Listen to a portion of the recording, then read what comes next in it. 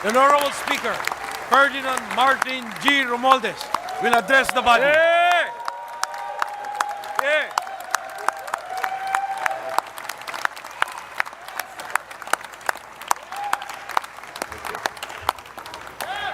Thank you. Esteemed Deputy Speakers, Honorable Majority Leader, Minority Leader, distinguished guests, ladies and gentlemen, today we adjourn the session in high spirits. We have demonstrated once again our legislative efficiency with a succession of significant laws. The House of the People, composed of dedicated public servants, has demonstrated their tireless efforts to strengthen the Philippine economy, broaden the range of public service, and reinforce the nation's trust in our governance. Muli nating pinatunayan na ang malaking kapulungan na ito ay institusyon ng aksyon at pagbabago. Sa bawat batas na ipinasa natin, hindi lamang mga salita ang binitawan natin. Ipinakita natin ang konkretong solusyon para sa pangangailangan ng bawat Pilipino.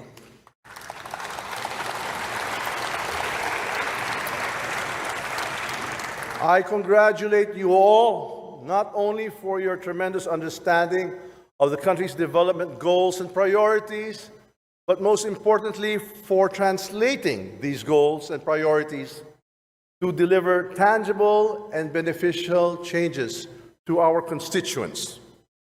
We matched our words with actions, and we shall persist in our endeavors to attain significant progress. I am proud to emphasize the impressive performance of the House of Representatives to safeguard our nation's interests. You have consistently displayed enthusiasm, fairness, and thorough scrutiny of the budget, which led to the prompt approval of the 2025 General Appropriations Bill on third and final reading.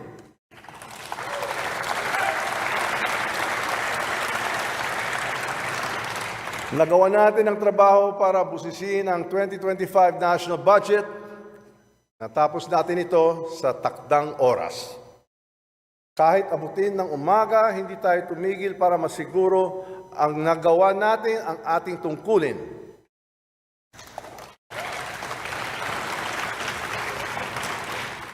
With the eventual approval of the nation's 2025 budget not far behind, the national government is more than ready to finance and implement its future initiatives and flagship projects.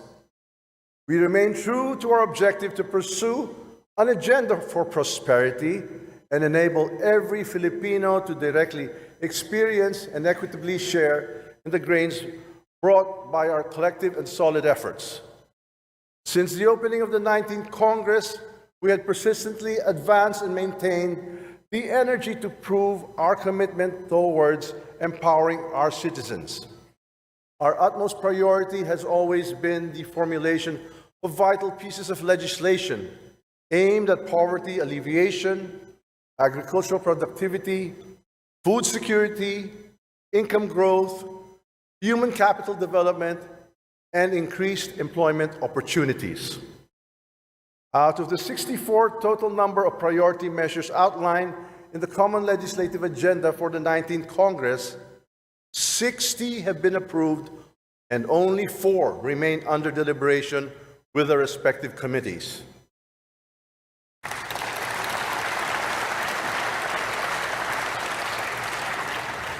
To break down these numbers 20 have been signed into laws, including the latest Magna Carta of Filipino seafarers.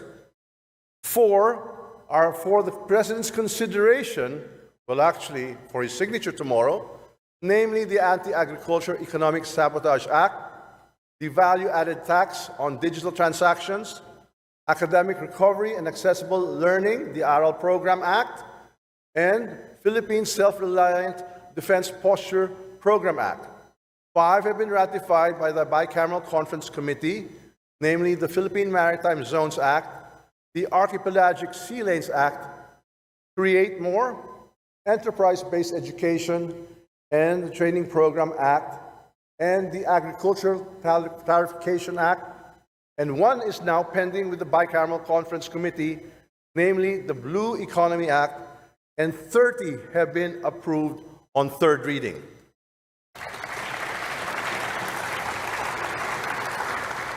As for the 28 LEDAC priority measures for passage, by the end of the 19th Congress, I reported to His Excellency President Ferdinand R. Marcos Jr. this morning in the LEDAC's full council meeting that your House of the People have approved 26 out of the 28 priority measures targeted for approval by the end of the third regular session.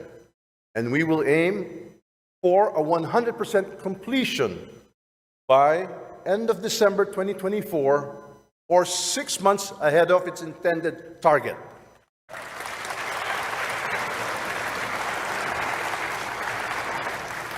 Sa madaling salita, natapos natin ang lahat ng trabaho na napakasunduan kasama ng palasyo ang Senado bago matapos ang taon kasalukuyan. Dahil sa ipinakita ninyong kasipagan at dedikasyon sa trabaho, ipinaabot ko po ang taos-pusong pasalamat sa inyong lahat. Maraming salamat.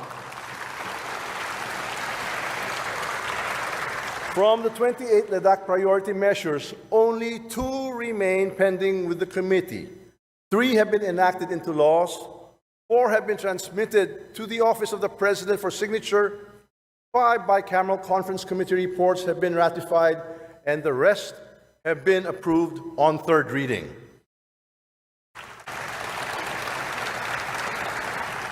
Once again, these priority measures would be the backbone of the Bagong Pilipinas brand, of the governance in line with the realization of the Philippine Development Plan 2023-2028 and the fulfillment of the 8-point socio-economic agenda under the medium fiscal framework of this administration.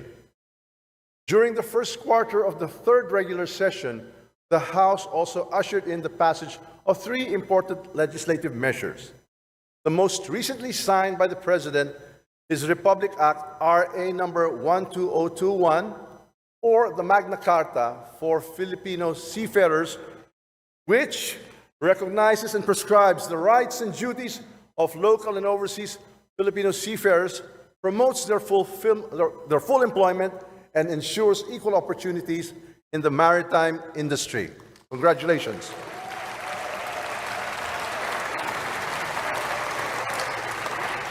Next is RA 12019, or the Loss and Damage Fund Board Act, which vests the Loss and Damage Fund Board the juridical personality to enter into contracts and provides a significant advancement in the prolonged and contentious discourse over financing for loss or damage resulting from climate change.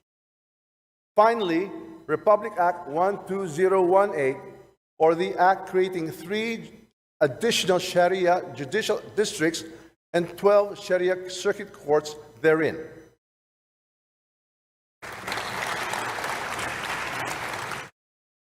In addition, the House of Representatives was instrumental in the passage of 8 laws of local application, mainly on establishing educational facilities and engineering offices in various legislative districts all over the country.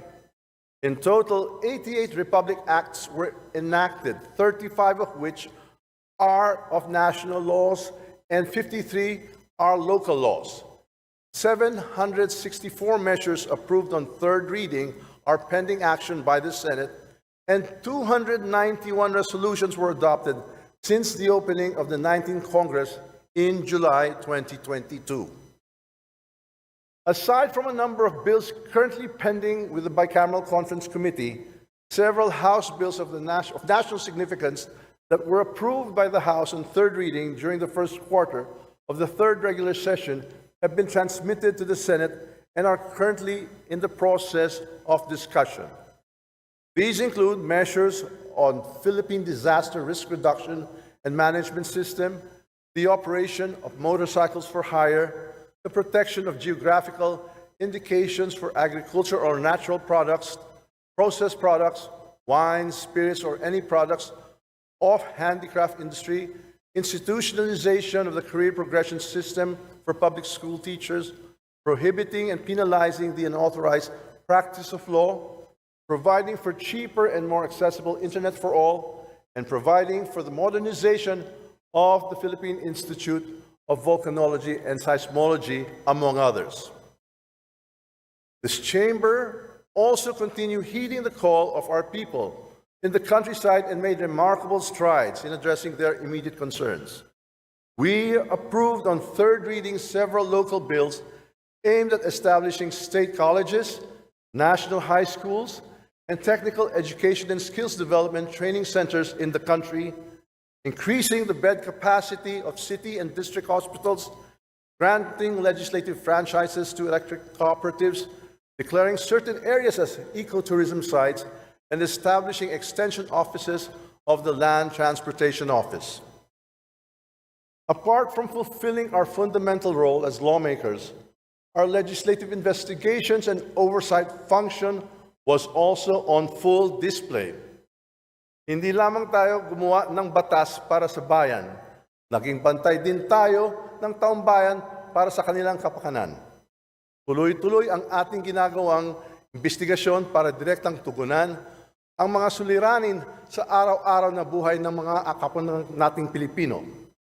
The committees on dangerous drugs, public order and safety, human rights, and public accounts continue to conduct a comprehensive joint inquiry into several intertwining public issues, such as illegal Philippine offshore gambling operators, POGOs, dangerous drugs, extrajudicial killings, EJKs, human trafficking, and human rights violations. The congressional-wide inquiry, now known by our people as the Quadcom, aims to uncover the truth and identify the perpetrators of those illicit activities, obtain justice for the victims and their respective families, and most importantly, to ferret out the deficiencies and flaws in our existing laws and legislate the appropriate remedies. This investigation is a crucial step toward the creation of a blueprint for the formulation of legislative solutions to uphold the rule of law. Criminals have no place in our society, and we are leaving no stone unturned to preserve the peace and security in our country. Inuulit ko, walang puwang ang mga kriminal sa ating lipunan.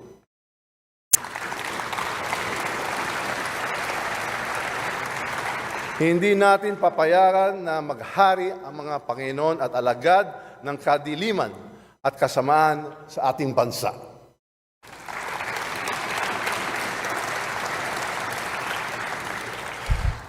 Esteemed colleagues, our legislative initiatives have brought encouraging results. As reported by the National Economic Development Authority, and I quote, "Our gross domestic product growth has accelerated to 6.3% in the second quarter, faster than the adjusted 5.8% growth rate recorded in the first quarter of 2024. This significant development brings our real GDP growth to 6% for the first half of the year, keeping us on track to achieve our target growth of 6 to 7% for 2024.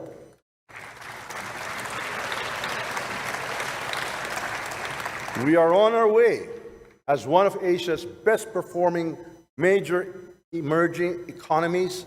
Among East Asia's economies that have disclosed their second quarter 2024 GDP, we rank just below Vietnam at 6.9%, while leading Malaysia at 5.8%, Indonesia at 5.1%, and China at 4.7%. Also, the country's unemployment rate declined as an offshoot of the bullish growth performance. According to the same NEDA statement, the Philippine Statistics Authority reported that the unemployment rate again reached 3.1% in June 2024, tying our record low in almost 2 decades as the total number of employed persons exceeded 50 million. We have also been observing a downward trend in underemployment, indicating the availability of better quality jobs for our people.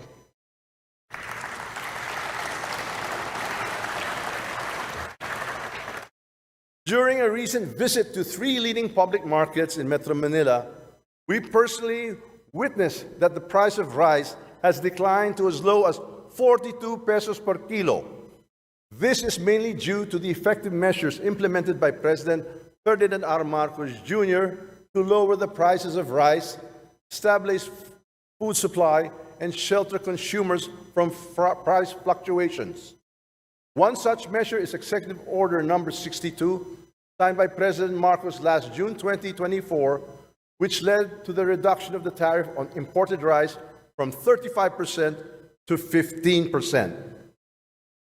With the impending approval of the amendments to the Anti-Agricultural Economic Sabotage Act, that is for tomorrow, we expect better and more stringent policies to further reduce the prices of our agricultural products. Ladies and gentlemen, we have justifiable reasons to pride ourselves on. Our table of legislative actions is filled with lofty and overlapping accomplishments. However, it is required of us to maintain all these positive gains, if not surpass them. We must invest more in building infrastructure, promote human and social development, restore our ecosystems, protect the environment, adopt new technologies and innovations, and achieve sustainable development. We could only claim genuine victory over our nation's challenges when every Filipino benefits the outcome of our legislative performance and the impact resonates in their lives. Mahigpit ang paala sa ating mahal na Pangulo, Ferdinand Marcos Jr., aanihin natin ang magandang numero sa ekonomiya kung gutom pa ang mga Pilipino. Aanihin ang panlad kung hindi naman pakikinabangan ng ordinaryong mamamayan. On this note, I implore all of you to further highlight your comprehensive understanding of issues at hand and collaborate with compassion, integrity, and a strong commitment to advance the ideals and aspirations of the Filipino people. Allow me to acknowledge the immense contribution of the members of the minority bloc.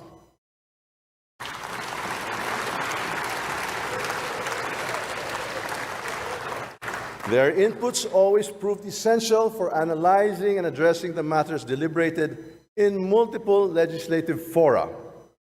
The protracted discussions brought on by their stance prior to the approval of any piece of legislation were necessary to achieve a balanced and comprehensive evaluation of all issues involved. Let me extend my sincerest gratitude and great appreciation to everyone in this august chamber, including the Secretariat and the secretarial staff, for a job well done.